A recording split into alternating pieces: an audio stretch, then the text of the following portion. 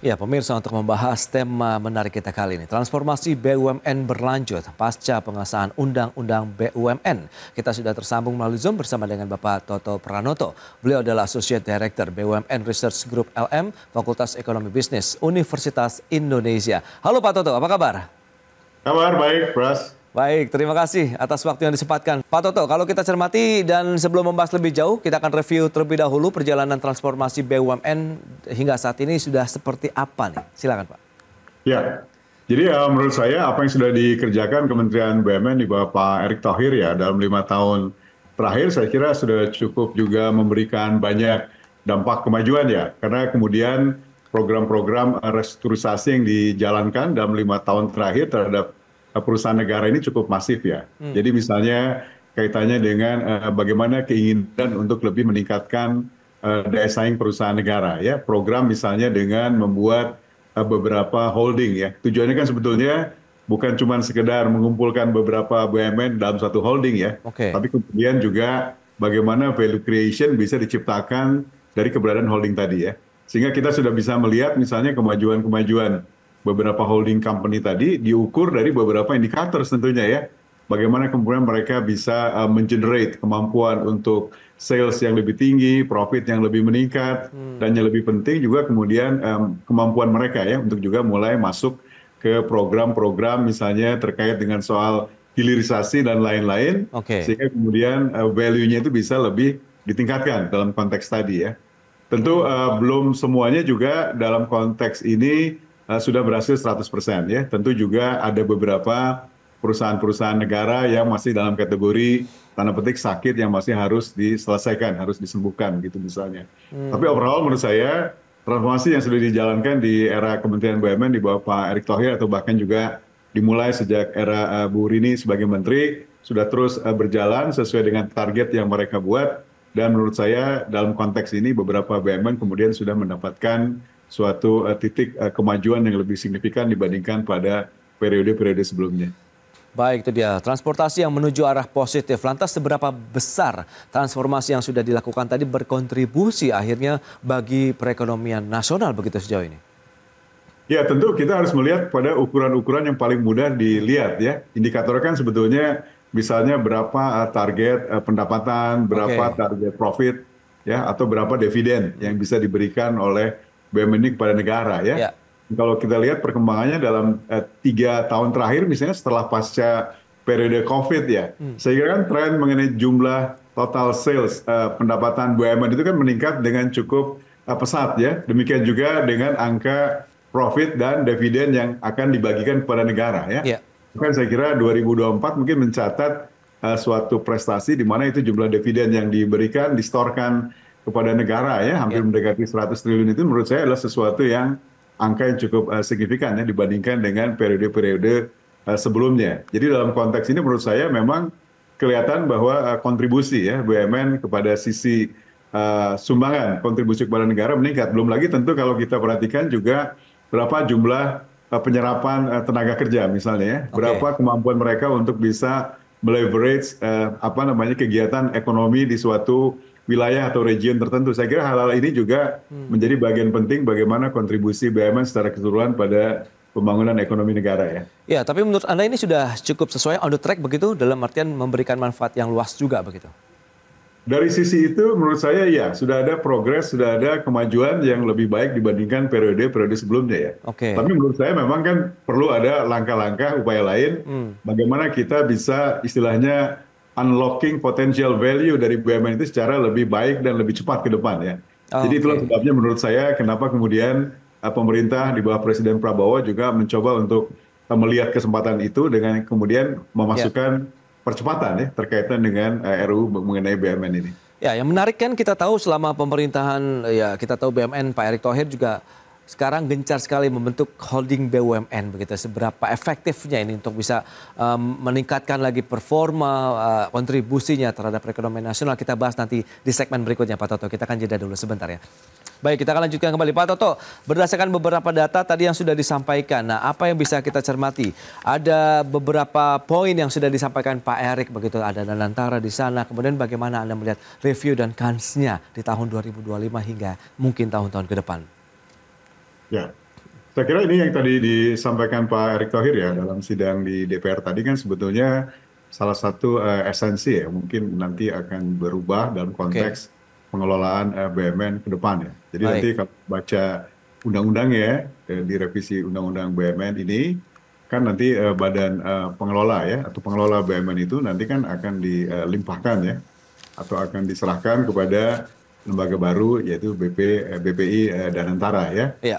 Sementara dalam konteks hubungan dengan Kementerian BUMN, skema governansinya nanti Kementerian BUMN bertindak sebagai dewan pengawas ya Hmm, bagi badan pengelola Danantara ini ya. Jadi saya kira executing agency-nya nanti sepenuhnya akan menjadi kewenangannya BP Danantara sehingga hal-hal terkait dengan soal corporate action, penunjukan siapa-siapa saja yang akan nanti menjadi pemimpin di BUMN dan lain-lain itu menjadi ranah kewenangannya BP Danantara ya. Tapi nanti kemudian dari segi pengawasan misalnya, nah tetap Kementerian BUMN oleh undang-undang tadi kan akan diminta ex officio sebagai ketua dewan pengawasnya ya untuk mengawasi apa yang akan dikerjakan oleh BP Danantara.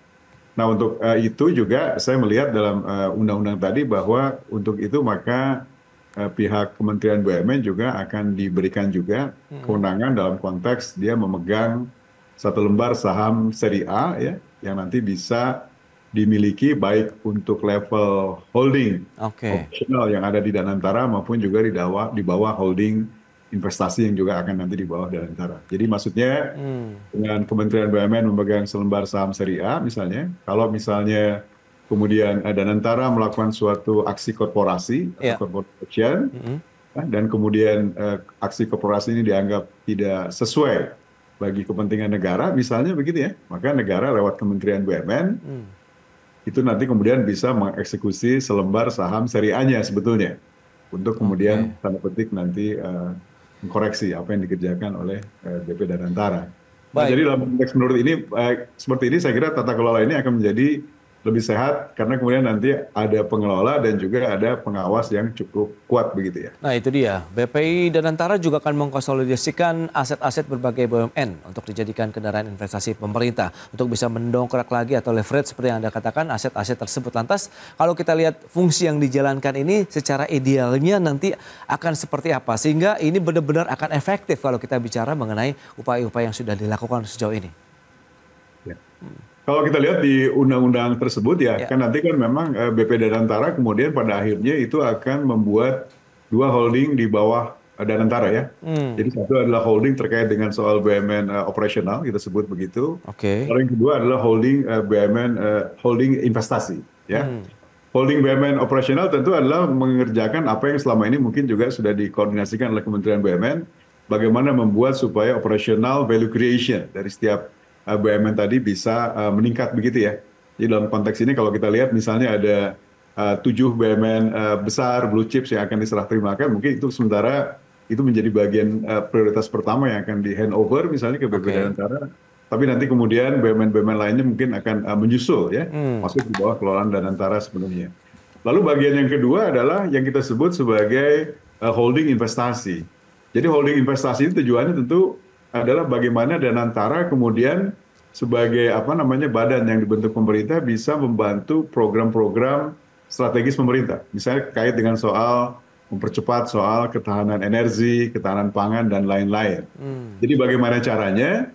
Menurut saya caranya adalah pada saat kemudian nanti BP Danantara bisa membuat atau mengusulkan suatu proyek di bidang prioritas tadi dan kemudian nanti dia bisa mengundang juga strategic investor, global investor untuk masuk bersama-sama chip in ya di dalam joint ventures project tadi misalnya. hmm, Kenapa global investor mau masuk? Ya karena mereka percaya bahwa lokal investornya punya kredibilitas yang cukup. iya, iya, Mereka punya dana kelolaan yang cukup besar begitu ya. Dan oke, mereka juga mau sharing risk di sana kan ya. betul. Jadi kemudian dengan model seperti ini, kalau nanti itu bisa terlaksana dengan baik, akan lebih banyak proyek yang bisa dilakukan, foreign direct investment oleh global investor juga semakin banyak, sehingga menurut saya itu nanti menjadi salah satu fungsi strategisnya BP Danantara membantu pemerintah bagaimana supaya target pertumbuhan ekonomi 7-8% itu bisa direalisasikan. Karena kemudian dibantu dengan berbagai macam foreign direct investment yang mereka Oke. bisa create dengan menarik global investor masuk. Saya kira itu tujuan strategis dari bagaimana holding investasi nanti kemudian bisa dikerjakan dengan baik. Itu dia, menarik kalau kita cermati paparan dan juga tujuan yang ingin dicapai ya dengan adanya BPI dan Antara, kemudian bagaimana BUMN itu disinergikan menjadi satu kesatuan yang sangat besar dan kuat begitu ya untuk kemajuan ekonomi Indonesia ke depan. Lantas kalau kita bicara mengenai spirit transformasi BUMN yang dibawa dalam Undang-Undang BUMN ini juga bisa membantukah terkait dengan BUMN yang bermasalah seperti yang Anda sampaikan masih ada beberapa BUMN yang juga masih perlu disehatkan lagi begitu? Ya, menurut saya yang harus dikerjakan oleh BPD Antara ya, terutama dalam holding BUMN operasional ya, Oke. itu mereka harus segera melakukan scanning dengan cepat begitu ya. Mana kelompok-kelompok BUMN yang kalau kita bagi dalam matriks begitu ya, Ya. mana perusahaan yang masih dalam kategori secara kesehatan itu masih sehat, kemudian juga apakah produk jasanya itu masih dibutuhkan oleh publik atau tidak begitu ya. Jadi kalau kategorinya perusahaannya masih secara finansial sehat, produk jasanya juga dibutuhkan, tentu ini adalah kategori yang paling ideal ya. Tapi akan lebih banyak lagi nanti kita bisa scanning bahwa sebetulnya ada beberapa BUMN atau cukup banyak BUMN yang ada di kategori yang sebaliknya ya. Oke. Bahwa tingkat kesehatannya sudah relatif tidak terlalu sehat dan produk jasanya juga sebetulnya relatifly sudah dikerjakan oleh badan usaha yang lain juga, swasta lah misalnya begitu ya. Sehingga kelompok ini mungkin kita perlu pikirkan apakah mau dilanjutkan atau tidak begitu ya. Dan ada satu lagi di dalam konteks ini di kuadran matriks di mana produk jasanya masih dibutuhkan oleh publik, tapi tingkat kesehatannya relatifly tidak terlalu sehat. Maka inilah yang harus dikejar bagaimana program restrukturisasi harus dilaksanakan supaya BUMN ini bisa menjadi lebih sehat sehingga dia bisa menjalankan fungsinya dengan lebih baik. Jadi scanning ini menurut saya harus segera cepat dilakukan oleh BUMN Antara sehingga mereka bisa melakukan langkah-langkah prioritas apa yang harus dikerjakan kepada BUMN-BUMN yang nanti akan menjadi kelolaan mereka. Terakhir Pak Toto, transformasi yang dilakukan ini apakah menjadi optimisme baru bahwa BUMN Indonesia juga bisa bersaing di kancah internasional? Ya tentu kita harus optimis ya. Kalau kita lihat laporan konsolidasi yang sudah dibuat oleh Kementerian BUMN ya, aset keseluruhan total BUMN itu kan sudah lebih di atas 10.000 triliun ya. Jadi kalau angkanya seperti ini kan sebenarnya angkanya juga sudah lebih besar dibandingkan dengan angkanya Temasek misalnya ya. Jadi potensi ini tentu menjadi sesuatu yang kalau kita kerjakan dengan benar, ini potensi untuk bisa membawa BUMN menjadi pemain-pemain besar juga bisa lebih baik ya. Jadi saya membayangkannya misalnya kalau nanti cara kerja BP dan Antara juga akan meniru sebagian model kerja baik di holding Temasek atau di holding Khazanah Malaysia misalnya ya. Jadi nanti akan lebih banyak misalnya bagaimana fokus yang akan dikerjakan oleh BUMN-BUMN blue chips. Mereka akan diarahkan kemana? Bagaimana cara strategi mereka untuk bisa tumbuh semakin besar. Apakah juga mereka akan mulai meng-hire misalnya tenaga-tenaga profesional, termasuk multinasional ya, dari luar untuk dalam rangka membesarkan company ini dan lain-lain.